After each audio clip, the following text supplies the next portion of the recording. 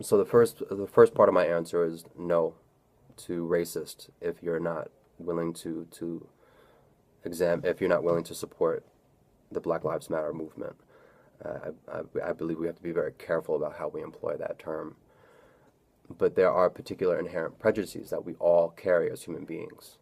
And if we dismiss the Black Lives movement as arbitrary or not relevant to the dialogue and to the discourse, then I believe that there can be a very evident prejudice inside of that.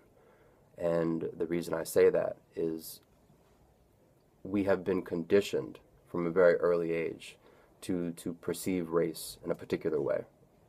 However you've been raised, racism and prejudice are something that we're programmed to see in a particular kind of light. And the Black Lives Matter movement is based on an awareness that black people are treated differently societally. And if we're not willing to acknowledge that, we can't take the first step in that discourse. Okay? Yeah. Coming off of that, this might be a harder question to answer as well. When you hear people say all lives matter, what comes into your head? What do you think about that? True. I wholeheartedly believe that. I believe that all human life matters, and that's where we want to arrive. But I don't think that's the end result. Yeah, That's the end. That's not where we begin, right? We have to recognize that historically, we're dealing, and when you're dealing in Black lives and you're dealing with this particular movement, we're dealing in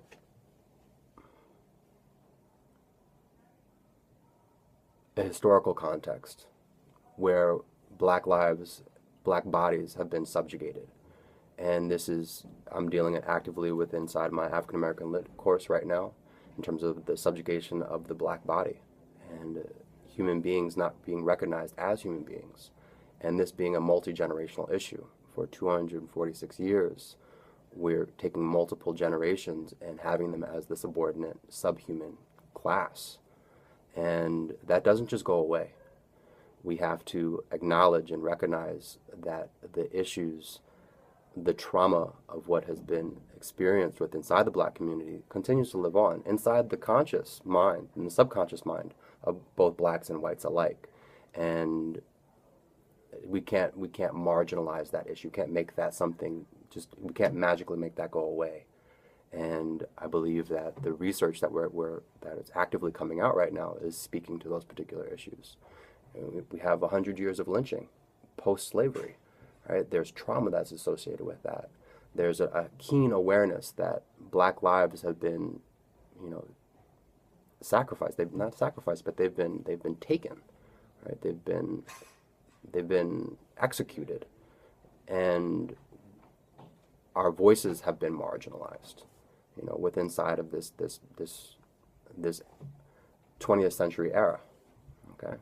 And in order to reclaim our voices, we have to be willing to speak up and advocate on the behalf of those who don't have voices.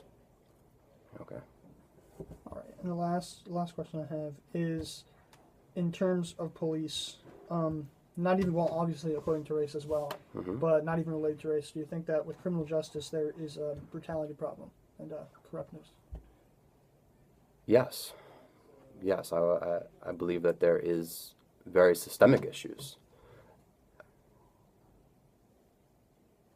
And let me qualify and clarify before I launch in, before I go anywhere else, is I have the utmost respect and love for law enforcement and police officers. I sincerely do.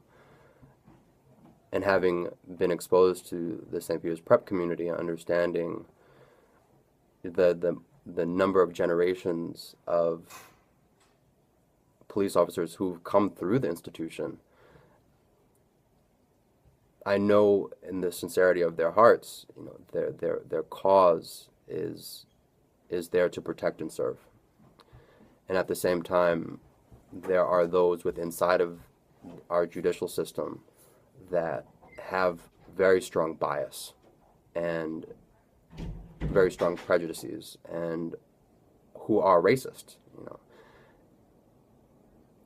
And we have to do a better job of identifying those bad apples and identifying programs and identifying departments where blatant racist issues are not being addressed. They're being hidden. They're